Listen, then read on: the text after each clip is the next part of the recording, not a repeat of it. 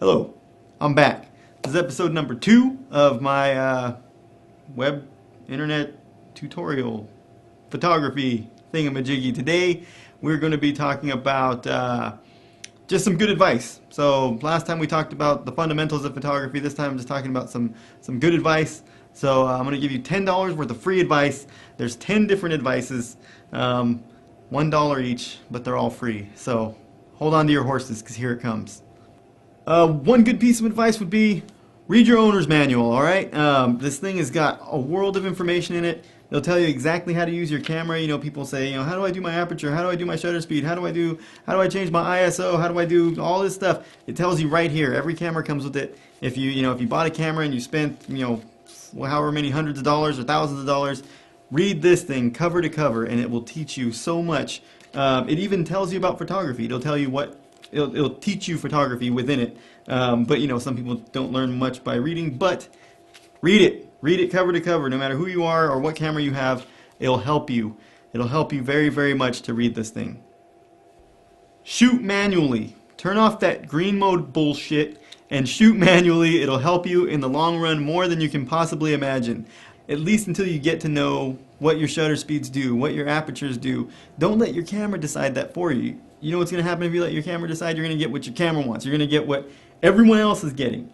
You're shooting on green mode, the guy next to you shooting on green mode is getting the exact same thing you are. If you're doing it manually and you know exactly what you want, and you learned how to do it, you know what your aperture means, you know what your shutter speed means, you know what your ISO means, you know what they do, then you can adjust it yourself to get exactly what you're looking for. The guy shooting on green mode, if that's you, don't be him no more. Be the guy shooting in manual mode. Be a man and shit. Be a man!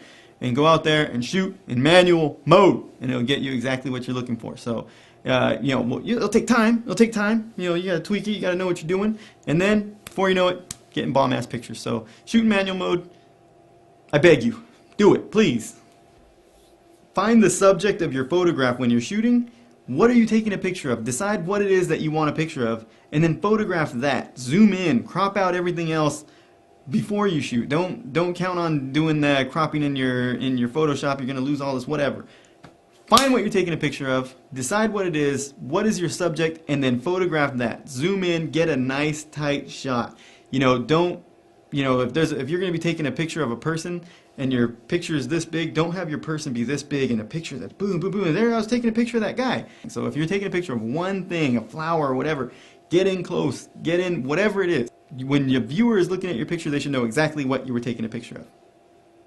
Here's another small piece of advice for you.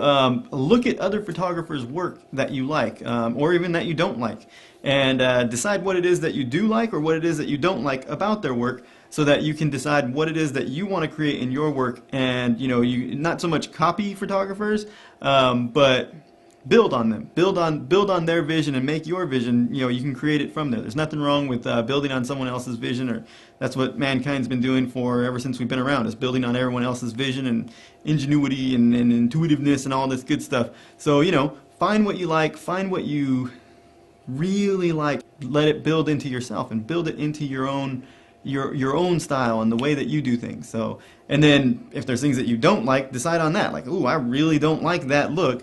And avoid it, and try and learn how to duplicate what you do like and how to learn how to avoid what you don't like. So, do your thing. Don't be afraid to get the pictures that you want. Don't let fear get in your way. If there's a small fear, like if you see a beautiful woman and you're like, oh, I want to take a picture of her, don't be all rude and just start snapping pictures like some weird psycho stalker or something. Ask her.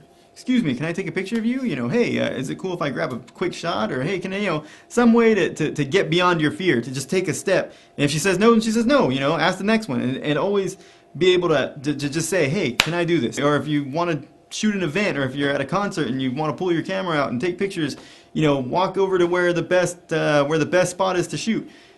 Don't be afraid to stand in a certain spot or climb on something or do these things like, shoot fearless. Go out there and be fearless and get the shot. Get the shot. And that's all you got to do. That's all you got to be concerned about. You should be afraid of not getting the shot. If fear is going to motivate you, be afraid of not getting the shot and do whatever it takes to get the shot. And then you'll get all the shots that you need. And so, that's one thing that you should do, that I would suggest is, don't let fear get in the way of taking great pictures, because a lot of times you'll never get a chance to shoot that picture again. It came and went and you didn't even get it.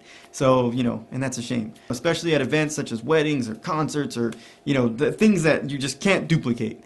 Just, you know, be fearless, get what you need to get, and then, you know, if there's any harsh repercussions, oh well, deal with them, just like everything else. Here's a 2-for-1 piece of advice. This is on purchasing, what kind of equipment to purchase, or basically what equipment to purchase. Now, no matter what kind of camera you have, if you shoot Nikon, if you shoot Canon, Panasonic, or Kodak, or whatever you're shooting, film, digital, get a tripod. If you don't have a tripod, get one. A tripod is it's a piece of your camera. It's missing. It should come with your camera. If you don't have a tripod, you're missing a piece of your camera. The tripod allows you to shoot long exposures, basically. You know, you can take 15, 20, 30-second exposures. You can take, you know, minute-long, day-long exposures. You can take all these exposures, these different kind of exposures that you will not be able to do without a tripod. Sure, your camera can do it, but you're going to get all this blur and all this weird stuff. You're not going to be able to get these pictures that you want to get. You can take, a world of possibilities opens up when you have a tripod. If you don't have a tripod, go out and get one. Another thing that I would suggest to get is a 50mm 1.8 lens. I know they make one for Canon that costs you 99 bucks, and they make one for Nikon that costs you about the same thing. A 1.8 lens, if you're not familiar with shutter speeds, if you're not familiar with apertures, a 1.8 is a very wide aperture, and what that'll do is that'll get you that depth of field. The Sammys.com is where you can get your stuff. Sammys.com, and they don't pay me to say that, but I always send everyone to Sammy's. If you're anywhere near LA, if you're going to be near LA, go to the LA Sammy store. It's the bomb, baby. So go. If you're a photographer, it's the bomb. So do that. If there's one thing that you take from this video tutorial of advice, or whatever you want to call it, is this: be aware of your surroundings. Be aware of you know, if you're going to step into the street, or if you're going to fall off of a curb, or if you're going to fall down some steps, or falling down is a big thing, you know, so be careful when you're backing up, be careful when you're moving forward, you don't step into something. If you got your camera in your face, you can't see kids running in front of you, or whatever, wherever you are, just be aware. Take your face away from your camera a little bit and look around, and just, you know, be aware of where you are so you're not bumping into people or falling down, or Lord forbid, you know, breaking your leg or your equipment, or, you know, dying and shit. Okay, don't be, I'm sorry if you know anyone who fell off a cliff backing up trying to take a picture, but don't be a jackass and fall off a cliff trying to take a picture, okay? You know where you are, and you think you know where you are, but looking through that camera, it gives you this weird, it changes your perception of things, and you end up tripping over some dumb stuff, or falling into some dumb stuff, or, you know, be aware of, you know, obstacles and cars, you know, don't stand in the street, and you feel you're in a good spot, and then you're gonna back up just to get that little bit before you know it, you're in danger. Just be aware, just take care. You know, you don't want anything to happen to yourself and your equipment, or your clients, or your subjects of your pictures, or anything like that. So, you know, if there's one thing that you take from this, take that. Be aware and take care of yourself. And finally, last but not least, shoot freely. You know, just shoot what you want, when you want to, and so, you know, if there's anything that I've said that you don't agree with, then throw it out, you know, throw it out the window, and do it your way, you know. You know, if you want to do things, do them how you want, and just express yourself through your photographs, or express life the way you see it through your photography, and just let your camera take you, and let it take your viewers where you want to take them, or however you want to do it, and just, you know, be free and shoot freely, and you know, that's all I can say is, you know, just let yourself do what you want to do, and don't let anything get in your way, and, you know, just do it and have fun and enjoy yourself and enjoy your photography. So that's about it. So, you know, goodbye. It was very nice doing this for you guys. I love it.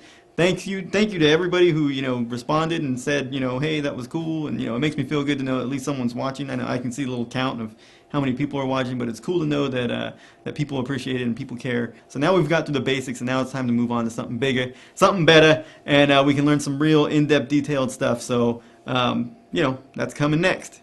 Oh, next month. Bye-bye. Take care.